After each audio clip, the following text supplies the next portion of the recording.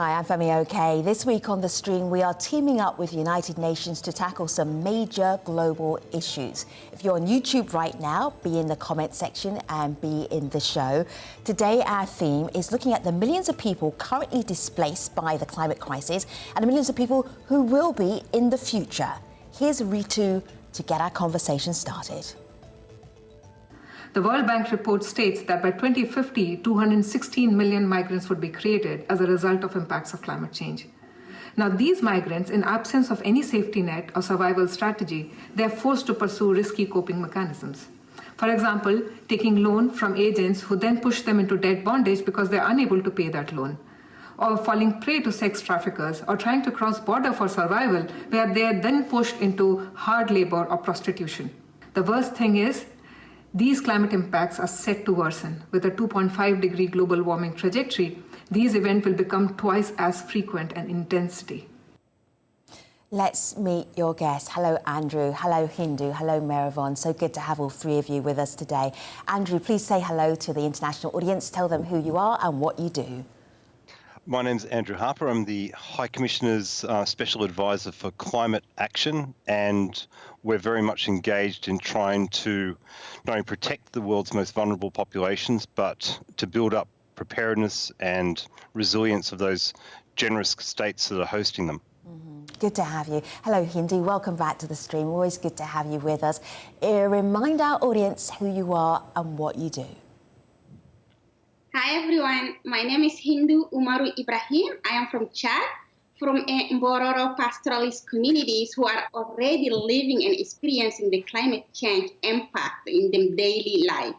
Thank you so much for bringing your expertise to the stream. And Yvonne, welcome back to the stream as well. Always great to have you on the show. Remind our audience who you are and what you do in the context of today's conversation. Thanks, Oki. My name is Yvonne Aki-Sawyerr. I'm the mayor of Freetown, the capital city of Sierra Leone, and climate is one of the forefront issues that we're tackling in Transform Freetown.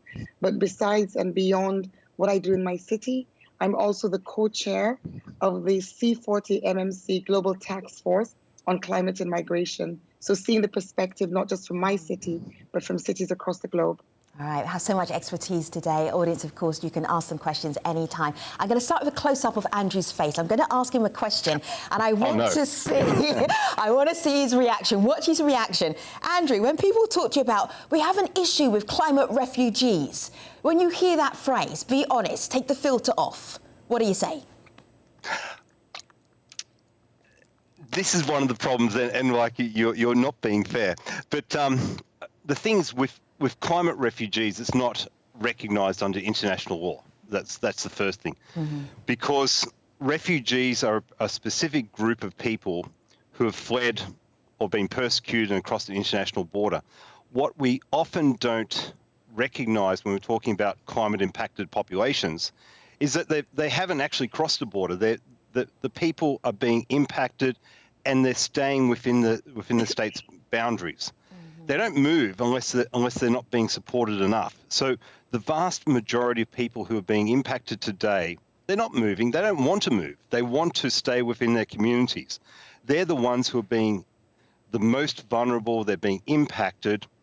But if there's no choice, if there's no support to adaptation, if there's no support to mitigation, then of course they will move to where they can find safety and dignity and a life. So when we talk about refugees, it's a very specific terminology, and this is why you asked it. It means when people have been forced across a border. That being said, 90% of the world's refugees have come from a climate-impacted country. So there's generally a link, a nexus between climate and conflict. It may not necessarily be that clear, but it's something which we are sort of studying much more. And so our job is to ascertain what is driving people, why do they need protection, and to make sure they get that protection. So people using that phrase may be mistaken, but the situation is very serious. Hindou, I went to your Twitter feed, and let's have a look at this pinned tweet. And Hindou pinned this tweet last August, and Another flood in my hometown. People are losing lives, shelters, resources, especially women and children becoming displaced and refugees in their own city. Hindou, this is climate change impact on people's lives right now. Tell us more. That's true. So when we talk about the climate change and the impact, people seems like it's far.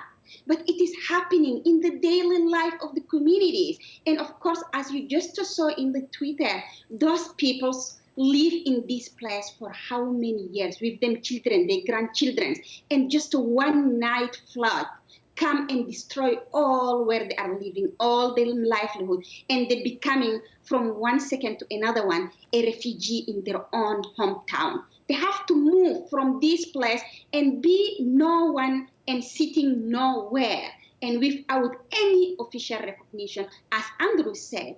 And it is actually happening just last week in South Sudan.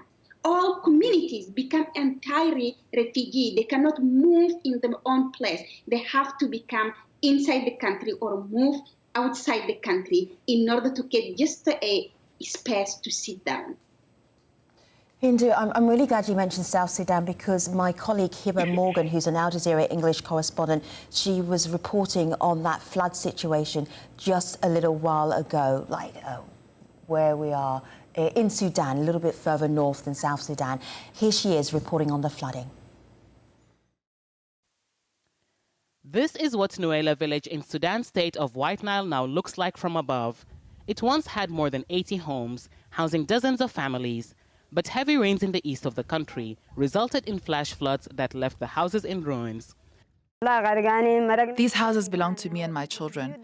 The waters came at night about a week ago and started flooding the village. They just moved in, but now everything is gone. I've managed to save this cupboard, but it's destroyed. I don't know what will happen next. The only way to reach Nuela now is by boat, and many of the villagers are using them to pick up whatever they can salvage. Yvonne, I'm just looking at a tweet that Natty sent us just a little while ago, and Natty says on Twitter, this is already happening here in Zambia, talking about people being displaced by climate change. People are migrating to the northern parts of Zambia, leading to loss of livelihoods, communities, and creating cultural conflicts. What are you finding happening in Sierra Leone, and particularly in Freetown? Thanks. Okay, Femi. So the flooding is a feature. We've been working over the last 3 years since I've been mayor on flood mitigation activities, trying to reduce the incidence and reduce the severity. But the reality, as we've seen in these videos and as we've seen happening even in Europe this summer, is that the level of rainfall, the abnormally heavy rainfall, which is associated with climate change, is a reality. And there's limits to what anyone can do to prevent that actually having consequences. That said, part of what was shown in the video just now, the focus on the rains, tells half the story. The other half of the abnormal weather patterns is the lack of rain. So in as much as you have flooding, you also have drought. And what we're seeing in terms of the impact of these abnormal weather conditions is failure of crops, failure of farming communities, and an influx into the city. One of the statistics that you read out earlier is that 216 million people are going to be displaced by climate by 2050. We also have statistics that tell us that by 2050, 70% of the world's population is going to be living in cities. So we have this combined impact, which means cities need to be ready. Cities need to be ready to deal with that influx of population. We're seeing that already. But they've also got to be adaptive because most of these vulnerable people find themselves in more vulnerable situations. They become the slum dwellers, those living in informal settlements on steep hills or on the coastline. So you move, you're trying to escape the climate crisis, and you put yourself in harm's danger. This afternoon, I actually spent 3 hours with some colleagues, a consortium of NGOs who've been working with us for the last 2 years on developing an upgrade for informal settlement communities, both of whom are on the coast. So we see that the climate emergency is putting more pressure on cities across the world, and it's and particularly in the global south. And what we need to do as city leaders, as governments, is ensure that we're putting in place the resilient interventions, mitigation, adaptation, housing, job creation, because the people are going to come. We've also got to ensure that we are working in those areas, such as where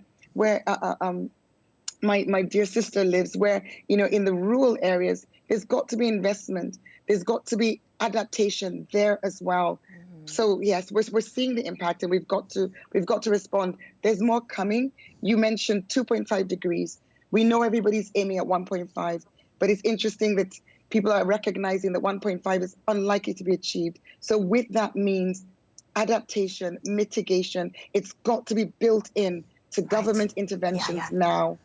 We know this is happening, Andrew, Hindou, and Mayor Yvonne. We know this is happening. We know more people will be displaced. Kigozi on Twitter just here says, Andrew, I'm going to put this to you, that in Uganda, most people think that village life is worse, but when they come to town, like Kampala, they end up sleeping on streets with no food, they start begging. Government should create medium income but high productive jobs. This is what Kigozi is suggesting as action that needs to happen. Andrew, what are you advising governments to do? Well, I'm not too sure I'm the best person to advise governments, but I think what we need to be taking into account is that it's not just climate change that's impacting many of these countries. Like if you look at anywhere from Africa to sub-Saharan Africa to Afghanistan, 60% of the populations rely on smallholder farming. There are other mega trends that are occurring other than climate change. You have urbanization, as Yvonne was mentioning. You have a changing in livelihoods, which are also impacting populations. People are seeing that there is a future for them, which may not necessarily reflect where they are. What we're seeing with climate change, it's actually driving them. People may say it's a threat multiplier, but I'd actually like to say it's a vulnerability multiplier. And drawing back to your video then, that same area that was shot on the video, whether it be in South Sudan or in Sudan, they were hit last year by the same flooding. Yeah. Those populations, those villages lost the animals that they had last year. Like, do you see any animals there alive? No. And if you had food stocks and you had seeds for the next planting season, they were all destroyed. So one of the big issues that Mayor Yvonne was mentioning was resilience. How long can communities continue to resist this onslaught, this cascading series of disasters, one after another? And that's what climate change means. It's not some sort of hypothetical statistical formula which comes up. It is storms, it is flooding, it is droughts that are impacting populations. They've got no choice. We've got teams in the field today evacuating refugees from our Kana camp. 35,000 people. Where do they go? Like, you saw the situation there. It was completely devastated. The host communities who have been so generous in providing protection and support to these people, there was 75,000 people. They also had to move.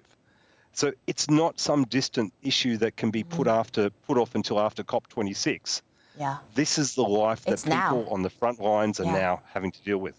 Hindou, I've got some questions for you on YouTube. I'm going to share them with you. This is Warsam. I don't think we can do anything about it. They have not met you yet, Hindou. Maybe just talk about it. This is how life has always been. There's famine or natural disasters, mitigation takes place, and then life goes on. That feels like a shrug on YouTube. Hindou, reaction? Yeah, I think we can do a lot of things about it. The one thing that we need is how we can prevent all those disasters to do not be a continuous life for the communities. Because we cannot always wait until the disaster comes and run and give the response. This is already too late, but how we can prevent. So I think firstly, the developed countries must take their responsibility and they must do it right now. We know that the G20 are going to meet. We know that the COP26 is going there. And actually now, the UN General Assembly is going on, the Climate Week. What are they doing there? They have to stop talking and just to act.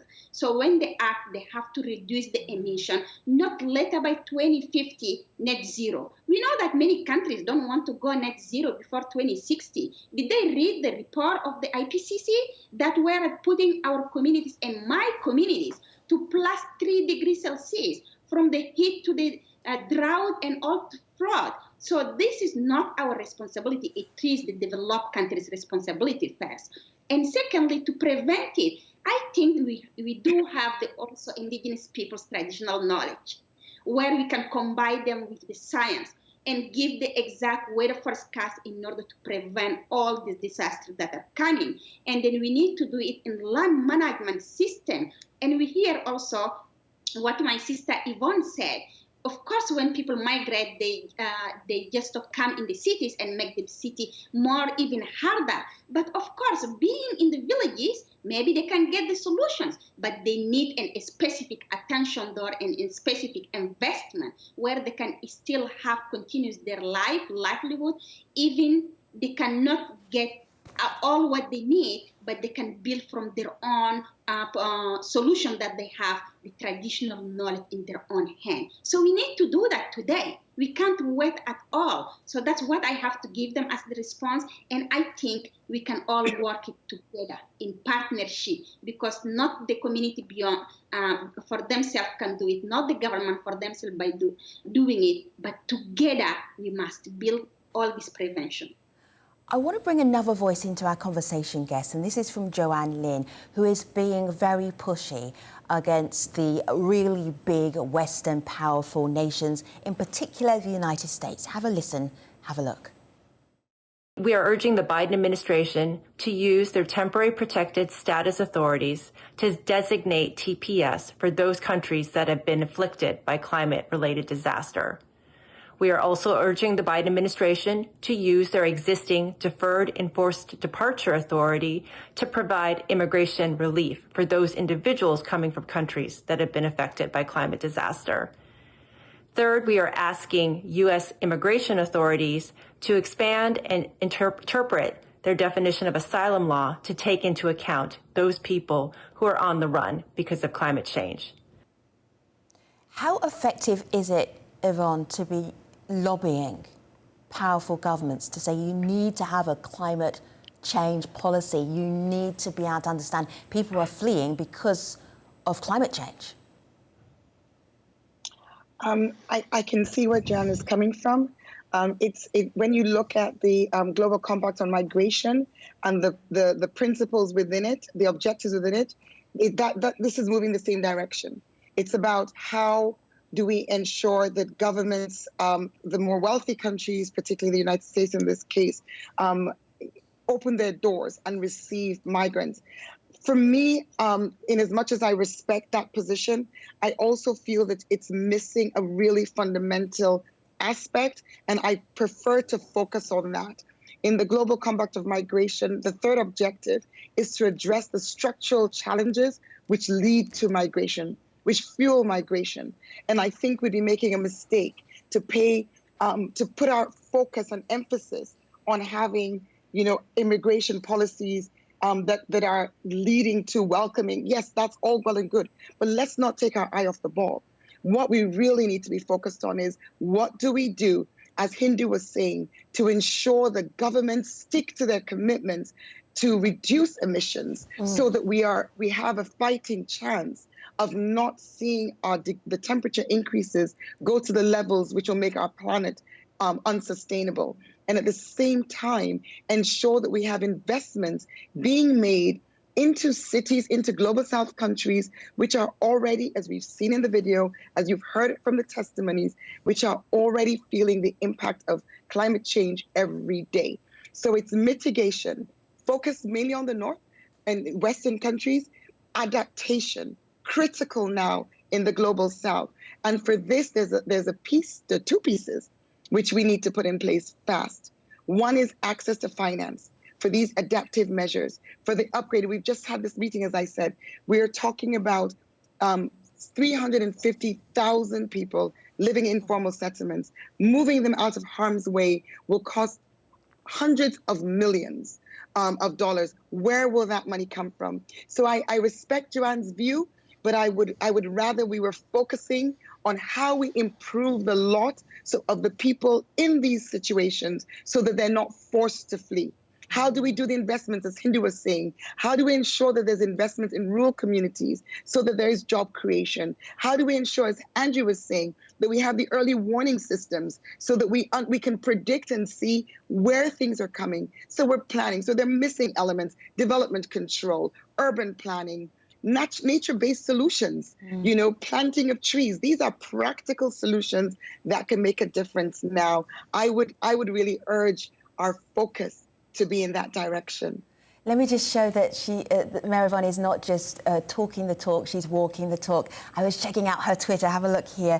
She's talking about flood mitigation. She's sharing her paperwork. Can you read this? Request for funding in order to commence early cleaning of drainage within the municipality in respect of the Freetown Flood Mitigation Plan 2021. So you can see this is a mayor who's actually trying to alleviate some of the flooding that she knows is going to happen. I want to bring in Harjit here, Andrew. Have a listen to Harjit and then respond immediately off the back of him. This is the inevitability of populations moving because of climate change. Here he is, Andrew. Climate change impacts such as floods, cyclones, and sea level rise are already displacing millions of people and forcing them to flee their homes to survive and earn a living at a different location. Communities have a right to stay. Governments must provide measures such as safe infrastructure, housing, and new livelihood options to avoid distress migration. But some locations are not going to be livable anymore. In those circumstances, towns and cities need to be far more welcoming to migrants by providing them basic services like health, education, and shelter. Andrew, people are moving. They're going to move. I think what Mayor Yvonne said was spot on. There's a number of elements we have to look at. Getting the G20 in particular to mitigate, because something which is not taken into account sufficiently is that 80% of the emissions, the carbon emissions globally, 80% come from the G20.